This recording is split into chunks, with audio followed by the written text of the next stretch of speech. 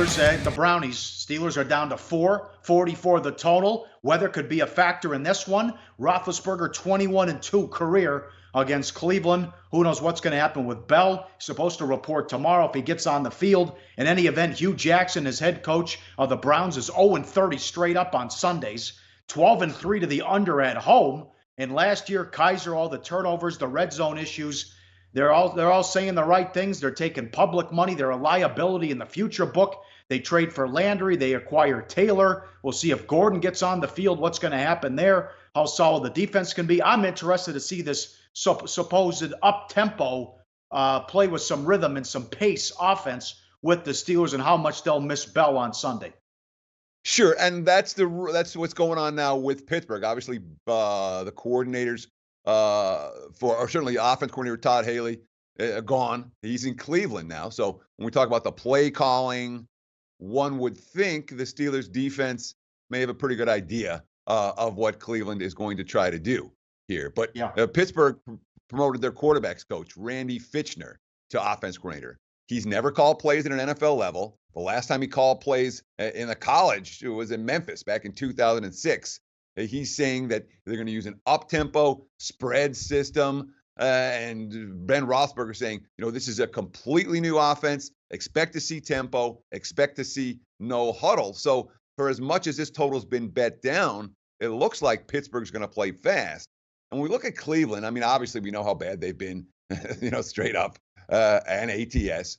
But you look at Tyrod Taylor, he's not going to make a ton of plays downfield, but he's not going to turn the ball over. And when you look at the guys they have in space who can make noise, Josh Gordon and Jarvis Landry and Antonio Callaway and Carlos Hyde, Duke Johnson, they've got a lot of playmakers on offense to go along with a defense that looks absolutely loaded.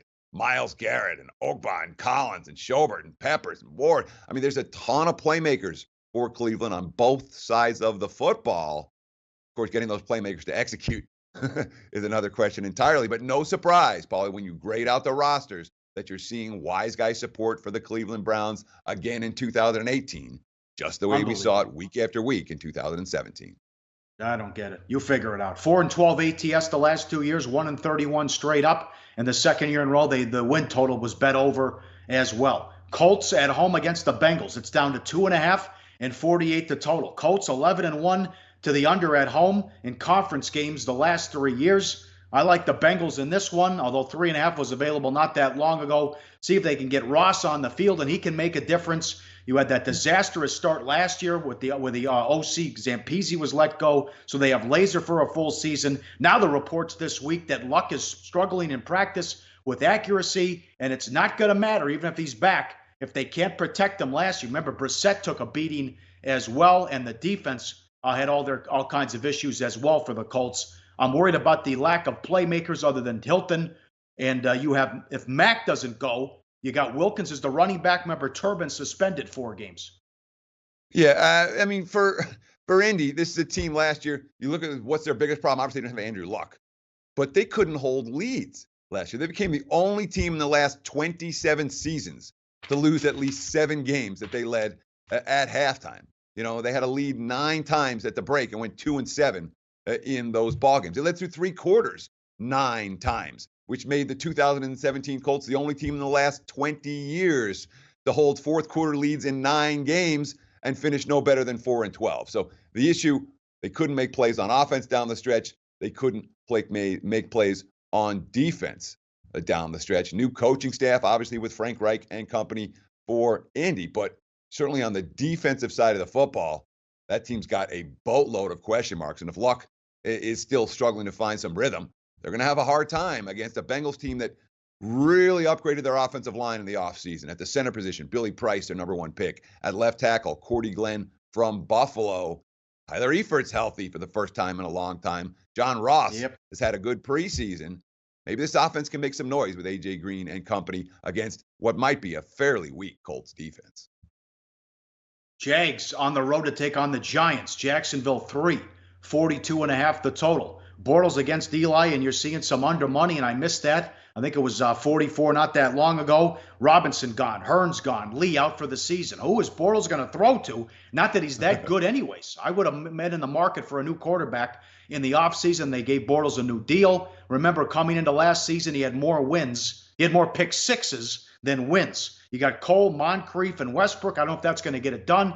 It's a nasty defense, and Ramsey did the world tour, ripping all these quarterbacks, and one of them was Eli Manning that he gets to face. Everything went wrong for the Giants last year. So 11-5, great defense, to 3-13, and the defense was ranked 26 in Football Outsiders. They have made some moves, but they have to prove it to me that they fixed the offensive line and addressed that. And they draft Barkley, who's supposed to be a star and going top 5 in all these fantasy drafts as well. Interesting game here, but I like the under. Yeah, I don't blame you for liking the under. Look, we've got Blake Bortles versus Eli Manning, which is bad quarterback versus bad quarterback. I know Eli's got 2 rings.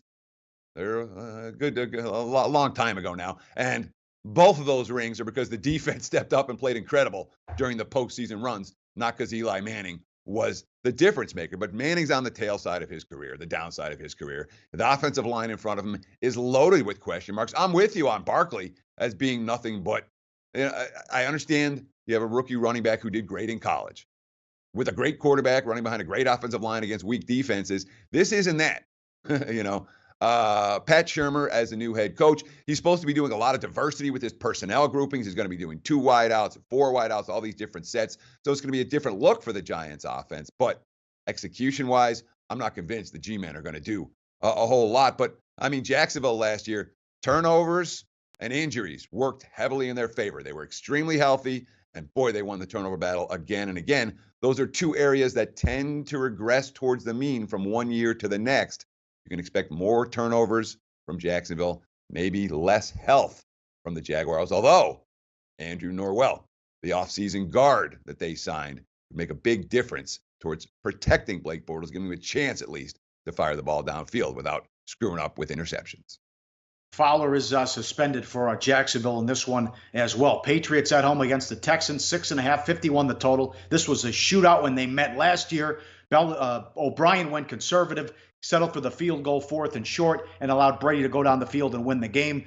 Brady, 19 seasons, they won the division 15 of 16 years when he was the starter. MVP, 32 touchdowns last year. Although who's catching? He's throwing to Hogan and Dorsett. Amendola gone. Edelman suspended. They got rid of Matthews. Decker retired. All these guys are gone. Who's going to catch the ball for Tom Terrific on Sunday? And this important stat, the Super Bowl loser is on a 2-15 ATS run week 1. Another loser last year with the Falcons. Week 1, they won the game, but did not cover against the Bears. So 2-15 ATS run week 1 for the Super Bowl loser. And that much maligned New England defense, can they get stops now that Superman is back? Watson back in, Watt back as well. I would throw out all the stats on the Texans once Watson got hurt, as they lost 9 of their final 10 games.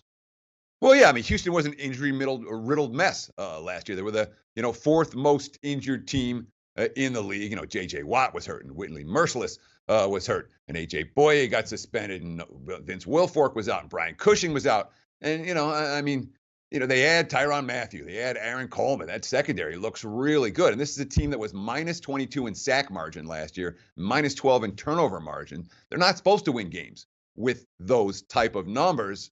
That's not the case for this year, where you would expect the sack margin and the turnover margin to improve. But I still have all kinds of concerns about that Texans offensive line.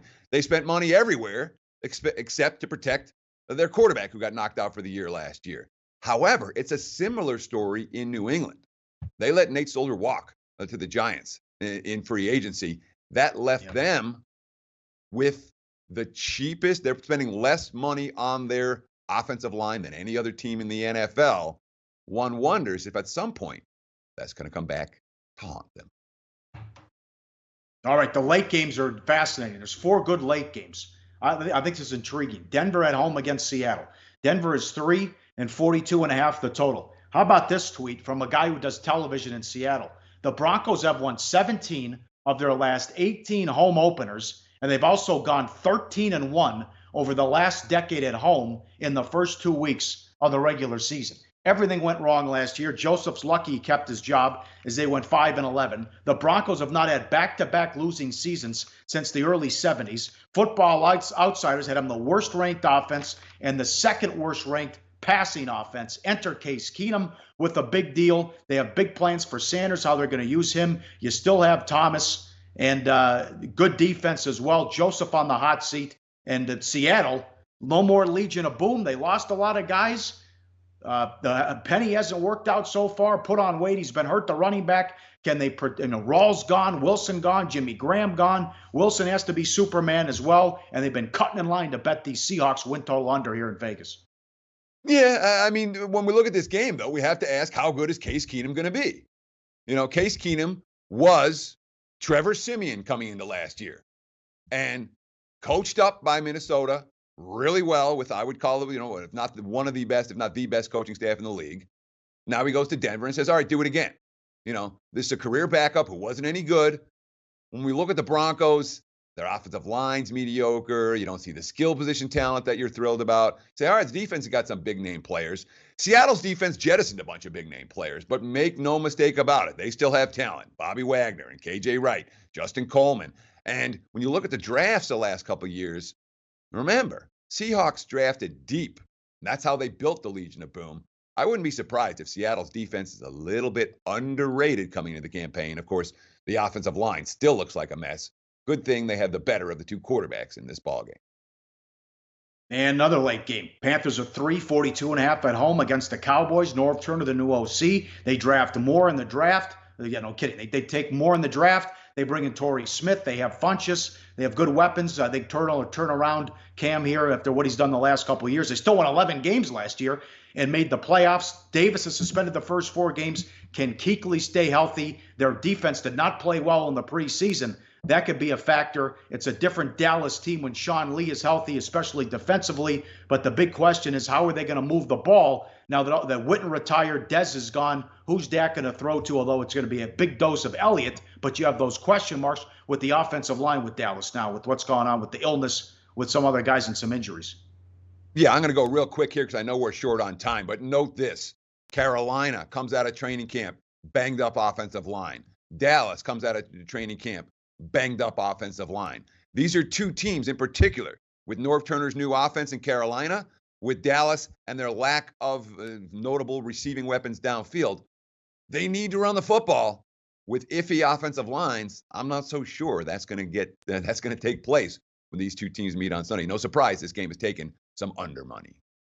All right, and Sunday night, the Packers are 7.5 at Lambeau, 47.5 against the Bears. They have weapons. All right, they drafted Miller out of Memphis. They acquire Robinson. They got Trey Burton as well. Can Nagy and Trubisky make it work? And of course, they got Mack out there, and Rodney Harrison and Hicks for the Bears have said no chance that the Packers are going to be able to block this guy Sunday night. Yeah, I mean, certainly we're hearing the talk from Chicago, which is what a team that can't beat their opponent over 20 years is going to do. Bottom line, Matt Nagy was Mr. Vanilla in August. The Packers really don't know what's coming offensively here. What I'm thinking is coming is that we're going to see, I'm not going to call it the Rams. Rams went from dead last in the NFL in offense to first in the NFL in points scored in a single year. Jared Goff's second season behind center with a coaching change. I'm not going to say the Bears are going to go from worst to first, but this team's got an offense this year. And I wouldn't be surprised if they're able to punch Green Bay in the mouth. We'll talk about this in Play of the Daytime in just a moment.